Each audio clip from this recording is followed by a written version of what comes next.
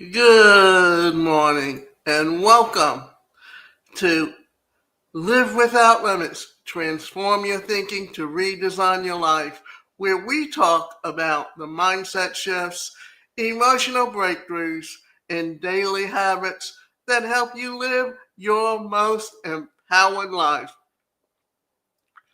Today's episode is for anyone who's ever looked in the mirror and thought, I'm not good enough. Maybe you said, I don't belong here. I'll never be successful like them. Why would anyone choose me? I've heard these words from clients, friends, and yes, even myself. But here's the truth: you were never meant to prove your worth, you were meant to remember it. So today, we're going to explore where the not good enough belief comes from, how it shows up in your life, and most importantly, how to overcome it and finally start believing that you are enough. So let's get into it. Where the not good enough belief comes from. This belief, I'm not good enough, doesn't come from nowhere. It's learned. Often it starts in childhood. Maybe you had parents who were critical or emotionally distant. Maybe you were compared to siblings or classmates. Maybe your achievements were celebrated more than your effort or character. Over time, you begin to internalize the idea that you were worth depends on performance, approval, and perfection. Then comes the societal standards. You scroll social media and see perfect bodies, perfect homes, perfect lives. The message is clear. You have to look, act, and live a certain way to matter. And also remember, back in before the internet, before social media, it was advertising that influenced how you saw yourself. And let's not forget the past pain, rejection, bullying, toxic relationships, failure. They all chip away at your confidence. Eventually, you stop believing the lie. If I was enough, this wouldn't have happened. But, friend, what happened to you isn't proof of your worth. How you rise from it is. So, how rejection, bullying, toxic relationships, and failure can make you feel. Now, often this can be within your own family. Because I grew up in a home that was very toxic. Both my parents came from toxic homes. My mother came from a home where she had a mother that was very jealous of other people and had no self-worth and would constantly criticizing and making remarks about other people and other things, and that's what my mother learned. My father came from a home where it was a strong male presence, where there was a lot of abuse. So guess what? He became an abuser. And when those two got together, they created a very toxic home. My mother never said a nice word, never knew how to encourage her children to be better, never allowed them to think for themselves or be independent. So you can imagine the kind of environment that was in to grow up in. So let's talk about how rejection, bullying, toxic relationships, and failure can make you feel. Rejection, how it makes you feel unworthy or unwanted, like you're not good enough, ashamed for every or even trying. afraid to put yourself out there again. Internal thoughts. Why wasn't I chosen? What's wrong with me? And being someone with a disability, growing up in a time when society did not even recognize its disability community, it was very obvious why I had low self esteem as a child growing up. And only because I started to question things and read psychology books and start studying psychology did I learn how to turn things around for myself.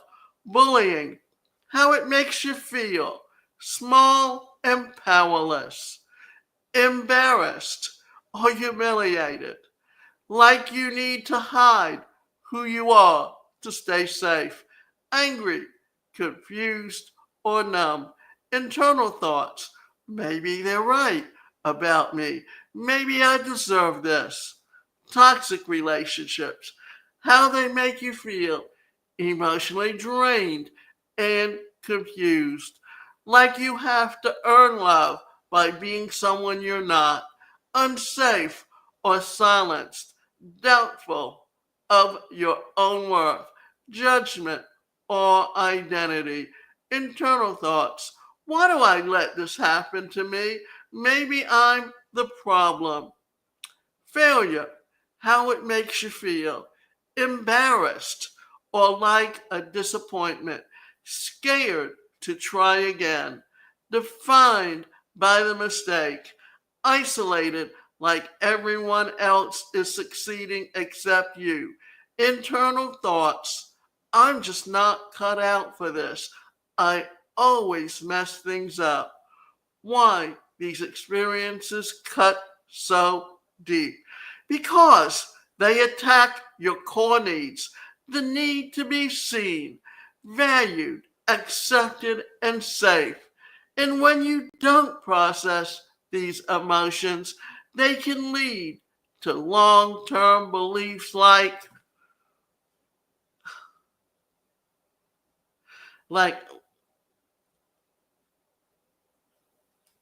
wow, like, I'm not lovable, I don't matter, I'll never be enough. How this belief shows up in your life. When you carry the belief that you're not enough, it sneaks into everything. You might people please, afraid to say no and disappoint others, overachieve, constantly chasing the next goal to feel worthy, avoid risk because you're scared of confirming the fears of failure. Judge yourself harshly with an inner critic louder than anyone else around you. And this is, if you've ever read Eric Berne, when he talks about transactional analysis, which is how people interact, that they also talk about the tapes you hear in your head.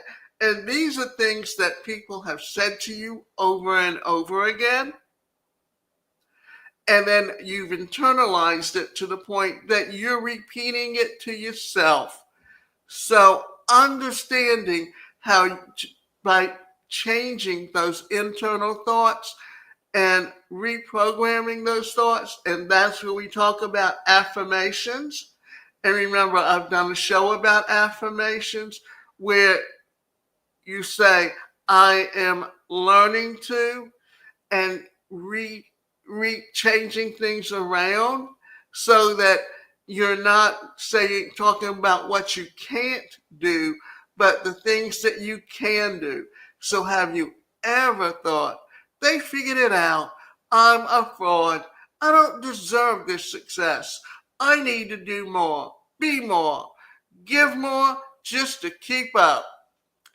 That's the imposter syndrome rooted in not feeling good enough. But let me tell you of something that you might be hard to hear. Or rather, let's say this again. Let me tell you something that might be hard to hear. You don't need to earn your worth. You already have it because you exist.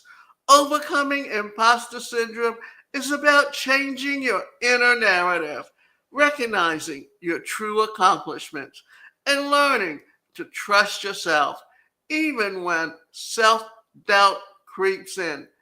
Here's a clear step by step guide how to overcome imposter syndrome. Name it to disarm it. The first step is awareness. Say it. I'm experiencing imposter syndrome, not because I'm a fraud, but because I care and I'm growing. Remind yourself high achievers, creatives, and leaders often feel it. You're not alone. And this is the big thing that when you're experiencing something, remember this: you're not alone. Others have experienced it as well. So keep a wins and evidence list. Write down the positive feedback, accomplishments, big and small, challenges you've overcome. This becomes your receipt file when self doubt flares up, and revisit it weekly to train your brain to focus on facts instead of feelings. Talk about it openly. Share your feelings with a mentor, a friend, or therapist. You'll often hear, "Me too." That alone can reduce the shame and help you see how normal this experience is. Reframe mistakes and growth. Replace "I have no idea what I'm doing" with "I'm learning something new." And that takes courage. Mistakes don't make you a fraud, they make you human and experienced. Set realistic standards. Perfectionism feels and fuels the imposter syndrome. Ask yourself, would I expect a friend to do this flawlessly? Why hold myself to a higher, impossible standard? Practice self compassion. When your inner critic shows up, respond with empathy. "This is hard, but I'm doing my best. I don't have to earn my worth. I already have it." Use affirmations like, "I belong here." "I can be both a work in progress and qualified." Feeling uncertain doesn't mean I'm not capable. Take imperfection action. Don't wait to feel ready. Confidence comes with action, not before it. Each step you take builds evidence that you can benefit more than you think. Separate feelings from facts.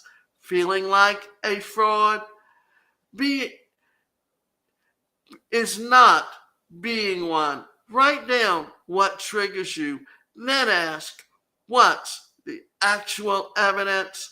How have I done this before? What would I say to a friend feeling this way? So let's go back and look at this again, because if we understand this, then it will really help us understand how to separate what you're feeling from what is the real truth. Feeling like a fraud is not being one. Write down what triggers you, then ask, what's the actual evidence? Here and have I done this before? What would I say to a friend feeling this way? Now, redefine what success means to you, because success isn't being perfect. It's showing up, learning something, being brave, helping others grow. Celebrate progress, not perfection. Track your growth. Celebrate the effort, not just the outcome. Make time to pause and say, I'm proud of how far I've come. Now, when you look at the imposter syndrome, it isn't a sign of weakness. It's a sign that you're stretching into new territory. And that's where the real growth happens. So, ways to overcome why you feel not enough.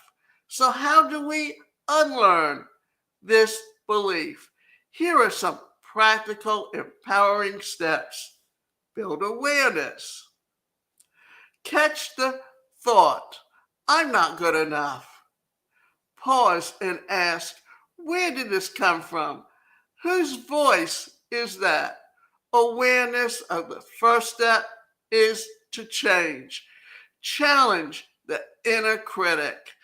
If your mind says you're not smart enough, counter it with, I am always learning and growing. I don't have to be perfect to be worthy. You don't need toxic positivity. You need honest truth that supports you. Heal your inner child. Sometimes that part of you that feels not good enough is still stuck in the past. So try this. Picture your younger self. What would you say to them? Speak to the words that you needed then. You're lovable. You matter. You don't have to earn love. Remember this. You have an inner child that you are constantly taking care of. And that means that when you feel certain things, you need to turn it around and start talking to that inner child who feels inadequate. And then learn how to talk to it so that you can soothe it, hug it. One thing I can say is this. If when you were a child feeling bad and you needed to be hugged and told you were loved, and instead you got things like, why are you crying? Why are you upset? You have no reason to. Then when people tell you that, it reinforces why you feel that way. But you need to learn to take care of that inner child that you have and give it what it truly needed, because no one else will do that for you. And when you learn to take care of yourself, then it makes it easier to show love to someone else. You have to love yourself first before you can love someone else. 8, practice journaling and affirmations. And we touched on this, so let's get into it.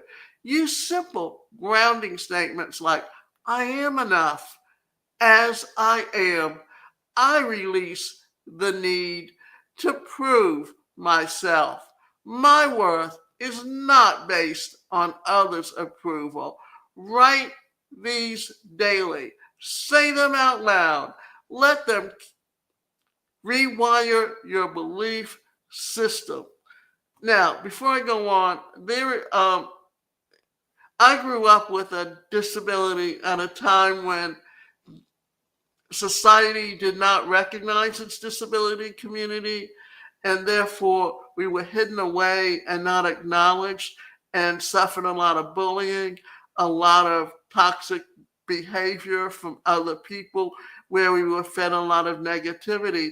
And Carl Jung, who started Jungian psychology, made a lot of sayings, and the one that I keep on my computer is, I am not what happened to me. I am what I choose to become. And remember this, that your environment and the people around you, if they don't understand or they are ignorant about who you are and how those things affect you because they've never experienced it themselves, or whether or not they have their own insecurities and it makes them powerful to abuse you, that remember, it's they're really the ones who have that issue. It's not your problem. You have to let it come in one ear and go out the other, and just not let that negativity in to control you. So take imperfect action. You don't build confidence by thinking. You build it by doing, even if you feel unsure. Small wins lead to bigger beliefs in yourself. Surround yourself with the right people. Remember this, if you, like the saying is, if you want to be successful, get around successful people. So if you want to think positively, get around people who are positive, because that positivity is what's going to get you to where you want to be and let you do the things that you want to do, and to build your self-confidence. So be around those who reflect your light back to you. People who celebrate your progress. People who see your heart, not just your output. Your environment can either feed your doubt or help dissolve it. Closing reflection plus journal prompts. I want to remind you of something. You are not born doubting yourself. You were taught to, and now it's time to unlearn it. You are not behind. You are not broken. You are not too much or not enough. You are becoming. Here's your journal prompt for today. Where did I first learn that I wasn't enough? What does that version of me need to hear today? Be honest, be gentle. You deserve your own compassion more than anyone else. And if this episode resounded with you, I'd like you to share it. Or you can tag me at Davida Shinsky and send a message about what you're reclaiming today, because your worth, it's not up to debate. This, and always remember this, that you need, when you internalize things and see things in a way that affect you, always remember this: what you're actually doing is allowing other people to control your thinking, and you want to take back control over your thoughts. And how you do that is how you reprogram your thinking. And that happens when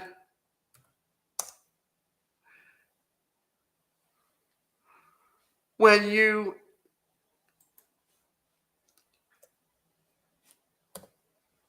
when you allow yourself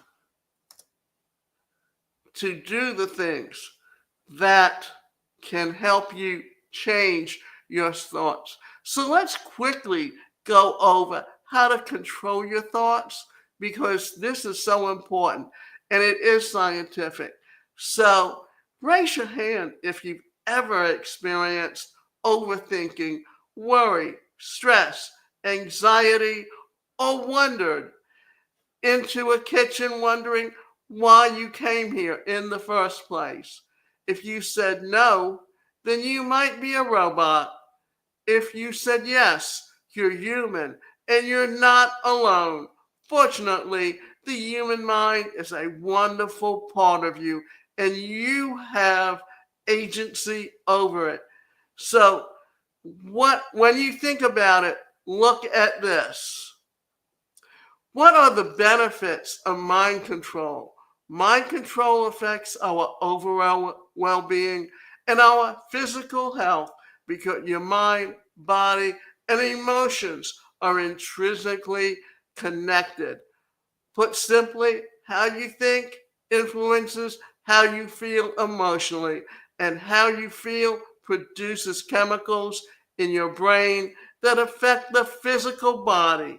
Now, I know this is getting a little bit more technical, but I think that when you consider how negative thoughts can impact you, understanding how the body, the mind, and your connection to all of those things. So, the negative impact of unwanted thoughts harm our mental, emotional, and physical well being.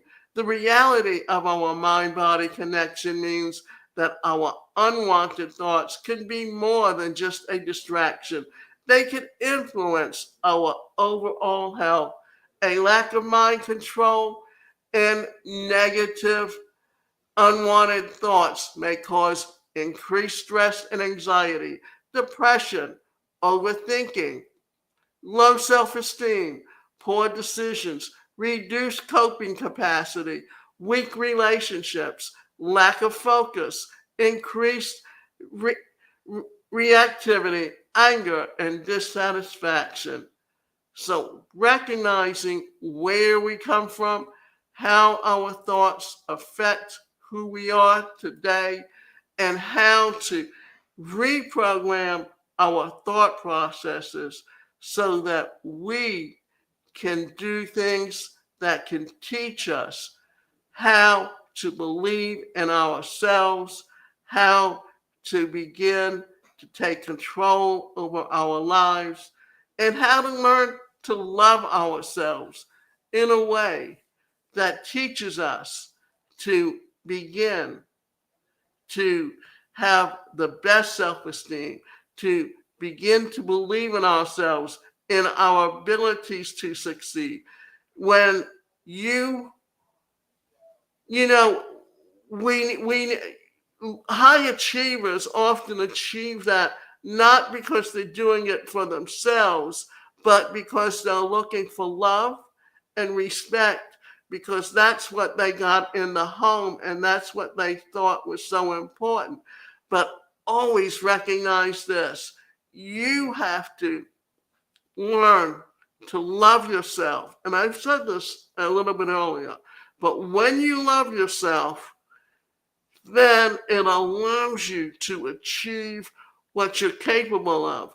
And always remember this: you also have to think about how, what it is that, where your strengths are, where your weaknesses are. Because we all have certain behavior patterns where we have certain strengths and certain weaknesses. And if someone's criticizing you because you can't do something that they can do, remember this: that every individual is different, every individual is unique, and what makes you unique and different from someone else may be that your strengths lie in an area that theirs don't, and maybe it's something that they've been have in mind that they should be able to think and have the ability to do, but and so it creates a jealousy in them because they are jealous that you've achieved something that they struggle to achieve. So remember, you have to internalize and say things to yourself and remind yourself that you are good enough and that you are the best in, at what you do and what makes you different.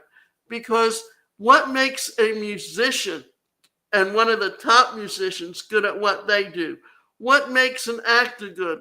Just because how many times that you, out of everyone that wants to become an actor, only 1/10 of 1% actually succeed and work steady in the industry. And how many may start out, have a few jobs, and then they don't succeed. And then what happens is that it creates an inner jealousy of them over someone else who has been successful. So remember, you have to be you. You have to know who you are, and you have to love yourself, and you have to say things to yourself to reinforce that feeling and emotion when you find yourself having negative thoughts.